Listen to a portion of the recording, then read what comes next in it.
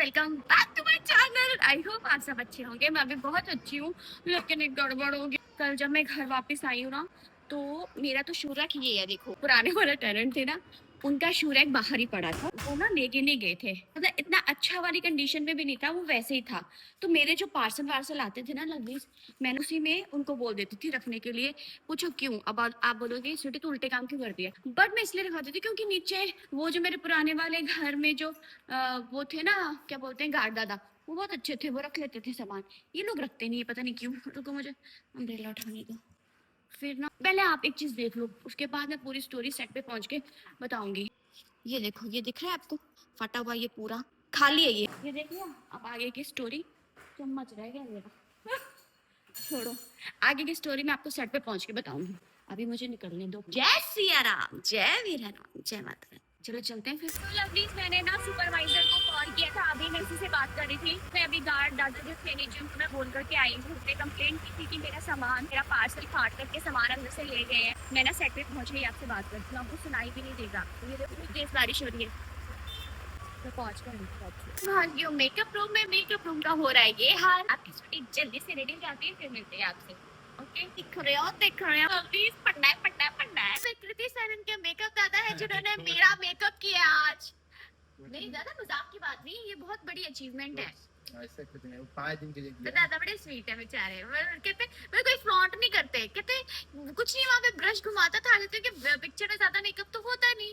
तो मैंने बोला ओके दादा, तो आपने कृतिक सैनन का मेकअप किया आज, आपको मेरा मेकअप करके कैसा लगा दादा? बहुत अच्छा, बहुत अच्छा।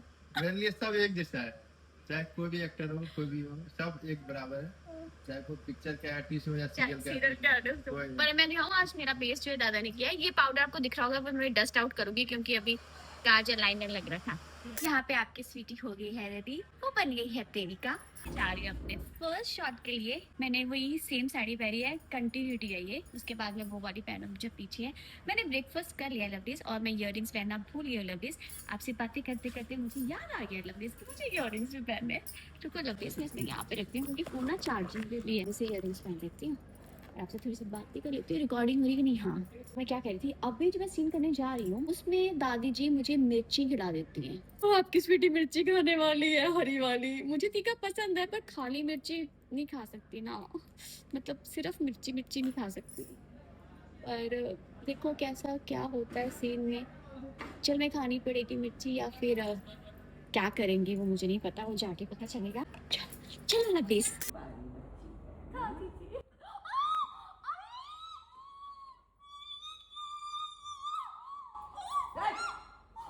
जो थूका तो हाँ निकलो, चबाओ उसको, चबाओ चबाओ चबाओ चबाओ चबाओ चबाओ। हाँ, परिवार के लिए कुछ भी कर सकती हैं। चबाओ उसको, चबाओ चबाओ, हाँ चबाओ चबाओ चबाओ, और निकलो अंदर।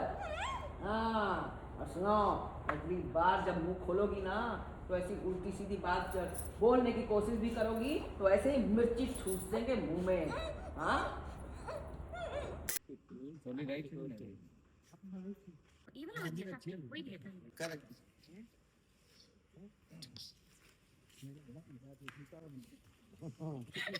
ले आ, कर लो। हेलो जी दादी जी। थोड़ा झुको। जी दादी जी। बड़ी ही प्यारी हो तुम। हाँ, दादी जी खाओ खाओ, सब नीचे गिरो। खबरदार, खबरदार अगर मुझसे थूकने की कोशिश की तो। हाँ, चलो चबाओ चबाओ चबाओ, हम कह रहे हैं चबा के सीधा अंदर लेना। हाँ, निकलो उसको। अगली बार ओके, मैं जा रही हूँ लंच के लिए, लंच ब्रेक हो गई है, थोड़ी देर में मिलती हूँ आपसे। मेरा मुंह देखो पूरा लाल हो गया, से पूरा बेस भी निकल गया है, दादी ने इतना टाइट पकड़ा था। चलो, सो सॉरी, मैं जो रेडी हुई ये सब आपको दिखा नहीं पाई क्योंकि मेरे एक सोदो सीन था, वो मैं आपको करके दिखाती हूँ। अपने लवलीज को तो मैं करके दिखा सकती हूँ ना, मैं कैसे करती हूँ। तुम तो कमाल की एक्टर हो देविका, जिसकी तरफ से भी बोलती हो ऐसा लगता है जैसे उसी की सगी हो। अब आएगा मजा, जब वीर पूरी फैमिली से टकराएगा और पूरे घर को सर पर उठा लेगा, तब देखना। अच्छा है तो बहुत बड़ी लंबी लाइन है, मैं इतना ही बोलती हूँ। फिर से अगेन चेंज है, आज मैं सुबह से कितने चेंज कर लिए, 1 नहीं 2 3, ये चौथा चेंज है, 5वां भी करूंगी। मैं शूट नहीं कर पाई क्योंकि लवलीज स्वीटी शूट कर रही है, ये शूट इसलिए नहीं कर पाई। एनीवे कैसी लग रही हो मैं? अच्छी लग रही हो, थैंक यू लवलीज। यार लवलीज ये कुछ ज्यादा बड़ा बड़ा नहीं लगता मेरे पर, मेरे कुल पे मेरे पर इतने छोटे बड़े चोकर अच्छे लगते हैं। नहीं मैं दीदी को बोल रही थी कि मेरी गर्दन जो है वो इतनी बड़ी नहीं है, मतलब मेरे बॉडी के हिसाब से तो ठीक है, इतनी होनी चाहिए, तो इसलिए वो थोड़ा इतना सा हो ना, मतलब यहाँ से स्टार्ट हो तो। हाँ जी मैं चेंज लेती हूँ, फिर से चेंज कर लिया।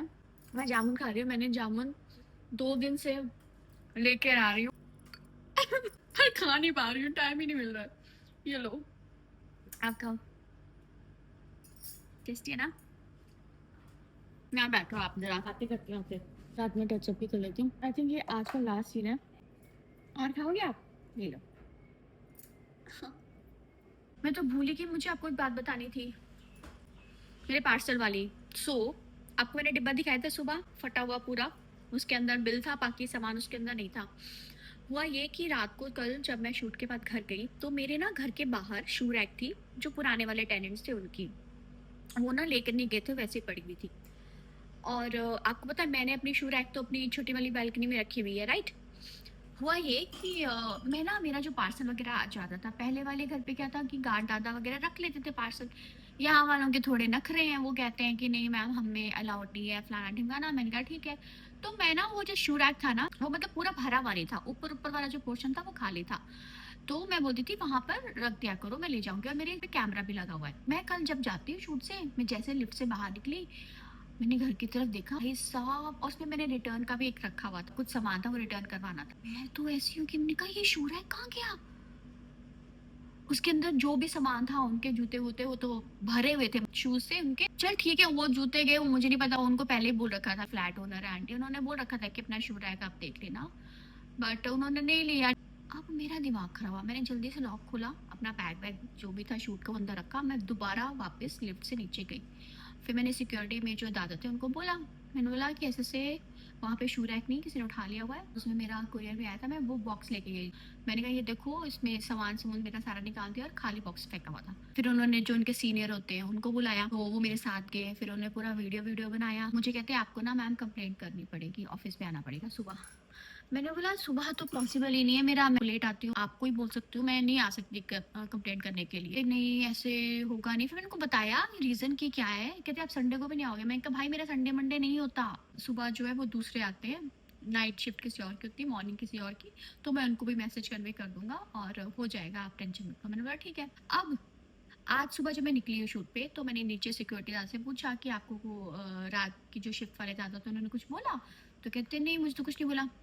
मैंने कहा फिर तो उन्होंने सीनियर को भी नहीं बोला होगा, उनके सीनियर, मैंने नंबर ले लिया था उनके जो सीनियर थे, तो उनको मैंने कॉल करके पूछा, तो वो कहते हैं कि नहीं मैम हमें तो किसी ने कुछ नहीं बोला।